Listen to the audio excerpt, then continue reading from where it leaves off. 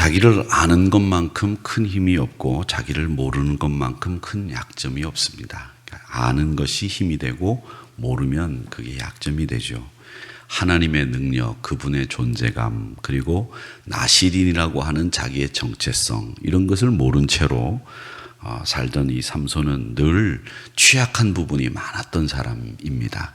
그러니까 자기가 누구인지, 나는 어떤 사람인지, 어떤 위치에 있는지를 알아야 그 사람이 강한 사람이 되는 것인데, 강한 사람은 자기의 위치와 자기의 약점, 자기의 아킬레스건이라고 하죠. 그 약점들을 잘 아는 사람이 강한 사람입니다. 그런데 그걸 잘 모른 채로 취약하게 그렇게 살아갔던 사람, 자기의 위치가 어디인지 몰랐던 사람, 그 사람이 바로 이 삼손이라고 하는 사람입니다. 태양이라고 하는 이름을 가졌던 이 삼손은 또 여자를 굉장히 좋아했습니다. 누가 그렇게 얘기하더라고요. 여자를 좋아하지 않는 남자는 없고 남자를 좋아하지 않는 여자는 없다, 이런 얘기를 하는데, 이 좋아한다는 말은 그런 좋아한다는 말이 아니죠. 자기의 기분, 또 혹은 자기의 쾌락, 이런 것을 위해서 좋아하는 것은 이 좋아하는 도를 넘어서는 거죠. 항상 그렇습니다. 좋아하는 것은 좋아해야 하지만, 그러나 도에 지나친 것은 항상 문제가 되는 것입니다. 이렇게 도에 지나치게 여색에 탐임하고 또 거기에 매몰되는 이 삼손의 인생의 문제는 여러 가지가 있을 거다, 이런 생각을 하게 되는데, 그의 운명이 어떻게 되는지를 한번 보시면, 이 블레셋 사람들이 살고 있는 가사라고 하는 곳으로 내려갑니다. 가사로 내려간 이유는 예쁜 여자를 찾기 위해서 내려간 겁니다. 다른 게 아닙니다. 자기의 쾌락을 위해서 가사로 내려갔습니다. 근데 이 블레셋 사람들의 동네 중에 어제 봤던 레히라고 하는 곳도 큰 동네고, 또 아스글론이라고 하는 곳도 이 블레셋에서는 아주 큰 동네인데, 이 가사라고 하는 곳은 요즘 가자지구 뭐 이렇게 얘기하지 않습니까? 그 서해안 쪽 지중해 연변에 있는 동네가 다 블레셋 동네입니다. 지금도 블레셋 사람들이 많이 살고 있죠. 그 동네로 내려갔습니다. 근데 여기는 이 해양 도시들이죠. 그러니까 바닷가를 끼고 있는 도시들이기 때문에 외국 문화들이 유입되는 것이 아주 쉽게 되는 곳이기 때문에 어떤 정체성을 가지고 보수적인 그런 도시라기보다는 조금은 개방적이고 또 활발하게 사람들의 인적 교류가 일어나는 곳입니다.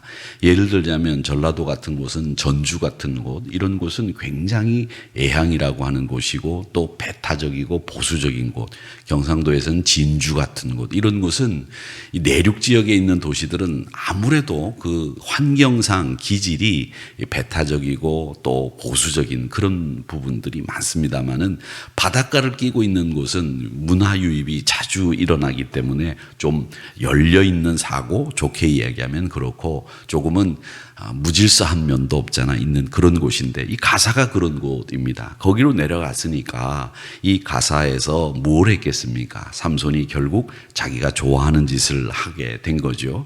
그런데 이 블레셋 사람들이 삼손이 내려왔다는 이야기를 듣고 밤새 매복하면서 삼손을 지키는 겁니다. 언제 나오든지 나오기만 하면 죽여버리겠다, 이렇게 생각을 하고 있었습니다. 그런데 삼손은 그 계획을 비웃듯이 나와가지고는 밤중에 이 가사의 성 문짝, 그 다음에 문설주, 문빗장, 이걸 다 뽑아가지고서 그걸 헤브론 산 꼭대기로 가지고 갑니다. 그리고 블레셋 앞에서 하나님이 주신 그 힘을 보여주는 거죠. 그런데 여러분, 이게 하나님 앞에 불순종하면서 하나님이 주신 힘을 사용한다. 잘 생각하십시오.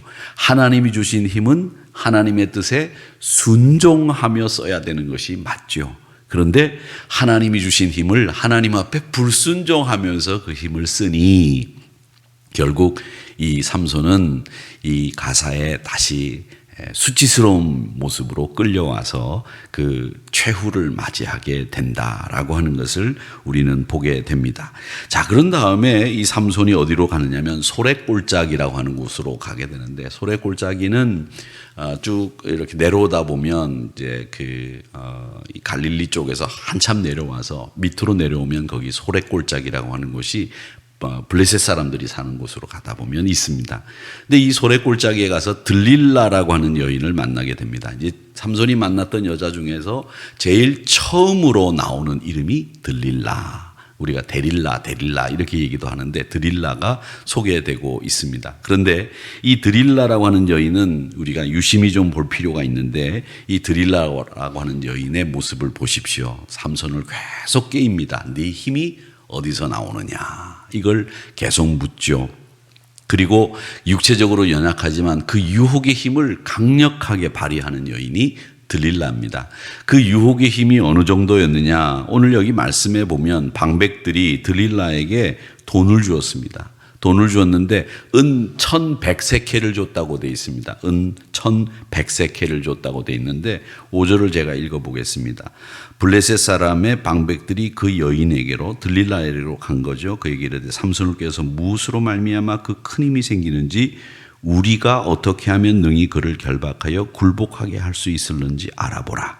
그리하면 우리가 각각 은 1100개씩을 내게 주리라. 이렇게 얘기합니다. 그러니까 그걸 알아내고 무슨 일이 있을 때마다 100개씩입니다. 은 1100개씩입니다. 그러니까 1100개만 주는 게 아니라 1100개씩 너한테 주겠다. 그러니까 1100개보다 더 많이 주겠다라는 얘기인데, 만약에 예를 들어서 각각 은 1100개씩을 준다 그러면은 언제 주게 되느냐, 이거는 여기 성경에 보면 내가 너희들에게 주겠다, 너에게 주겠다 그렇게 얘기를 하는데, 이게 보통 어느 정도 되냐면 10kg가 넘습니다. 1100개면 3킬로 따지자면 10kg가 넘으니까 은 10kg면 지금 얼마가 되는지 은값은 저희들이 잘 모르겠지만, 예전에는 고대 사회에서는 금값과 은값이 거의 비슷했어요.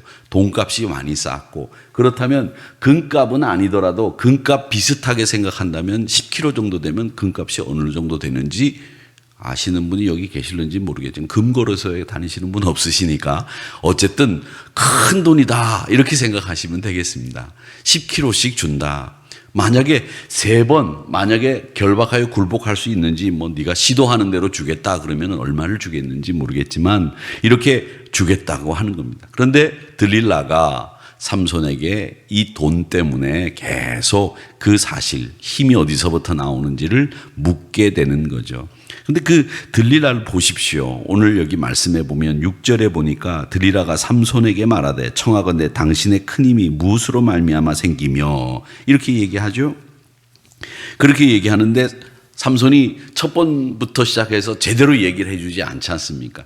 자, 힘이 어디서 생기는지 물어보는 여인이 한 번 한 게 아니에요. 근데 여러분 보십시오. 여자가 유혹하는 데 있어서 남자들은 말이죠, 이 남자가 바보들이라는 거예요. 한 번 유혹해서 그렇게 얘기를 하면 이게 무슨 의미에서 어떤 뜻에서 이걸 물어보는지를 알고 그 다음에는 딱 거절해야 되는데 계속 대답은 합니다. 그렇지요? 거짓말이라도 계속 대답을 해요. 그래. 그러니까 이 여자의 환심을 사고 싶은 남자의 마음이 여기 그대로 드러나는 거죠. 아이, 괜찮아. 얼레고 달래면서 그래 이쁘다. 내 힘이 어디서 나온지를 내가 말해줄게.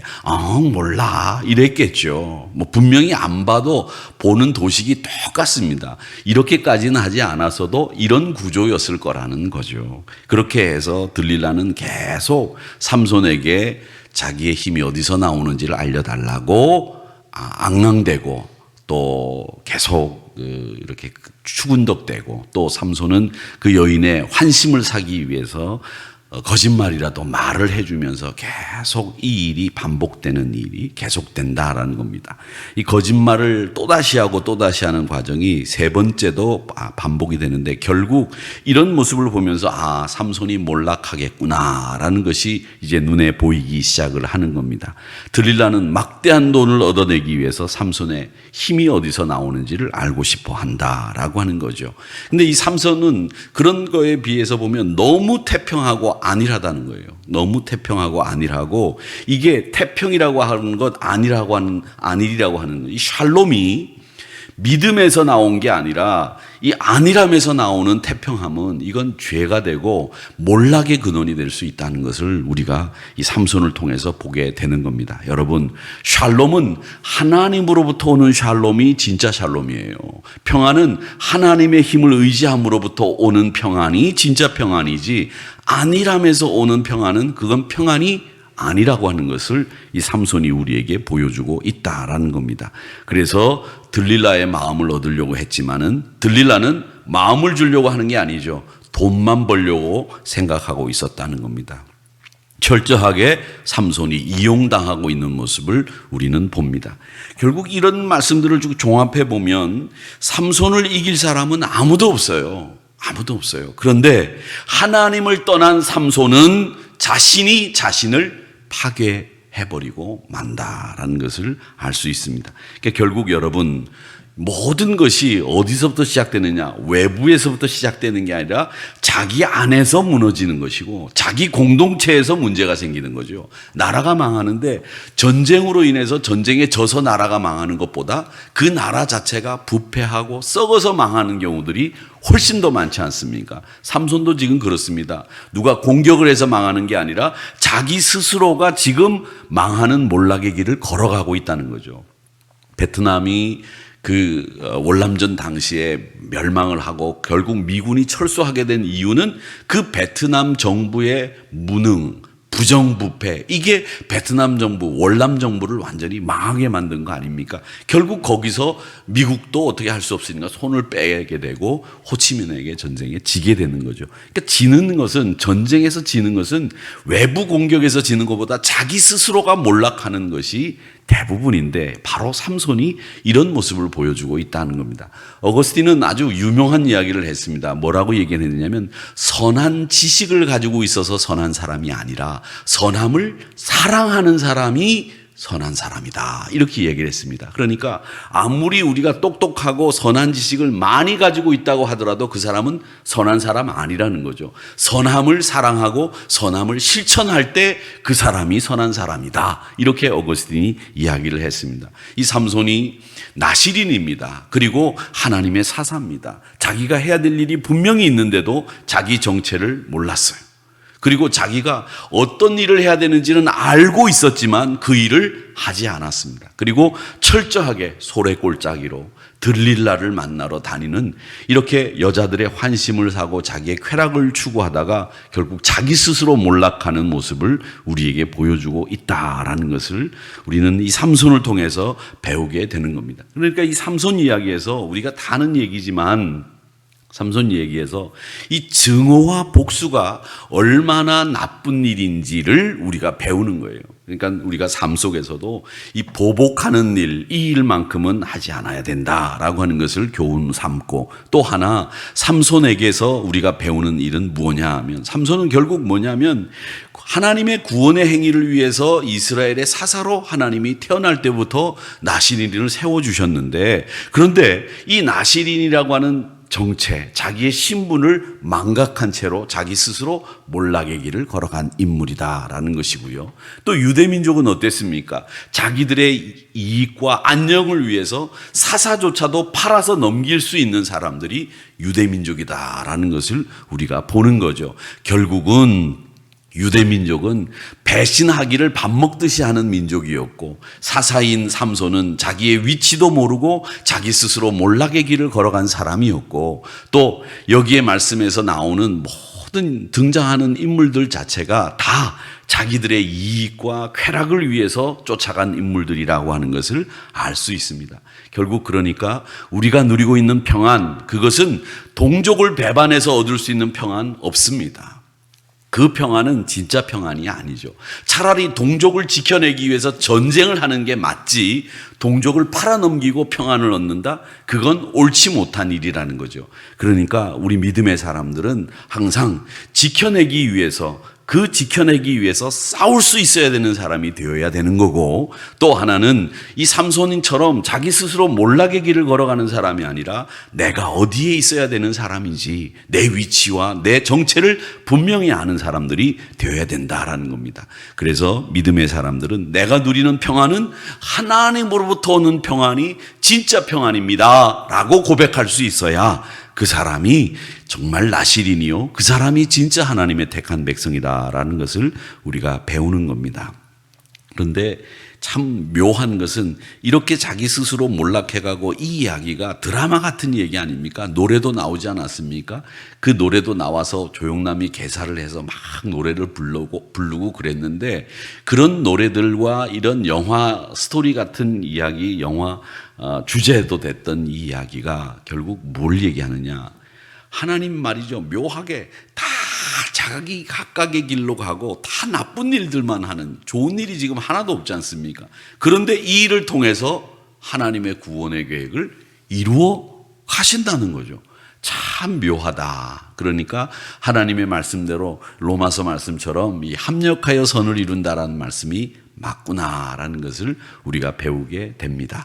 자, 오늘 이 말씀을 통해서 다시 한번 하나님의 계획을 성취해 가시는 하나님의 뜻을 바라보면서 우리는 어떻게 해야 되는지 삼손을 통해서 배우고, 또 유대 백성들을 통해서 배우고, 블레셋 사람들을 통해서 배우고, 또 하나 들릴라라고 하는 사람을 통해서 어떻게 처신하고 어떻게 살아야 되는 거구나 라는 것을 배우게 됩니다. 부디빌기는 하나님이 주시는 평안함을 통해서, 하나님이 주시는 힘을 통해서 하나님의 샬롬을 마음껏 누리시는 저와 여러분이 되시기를 주님의 이름으로 축복합니다.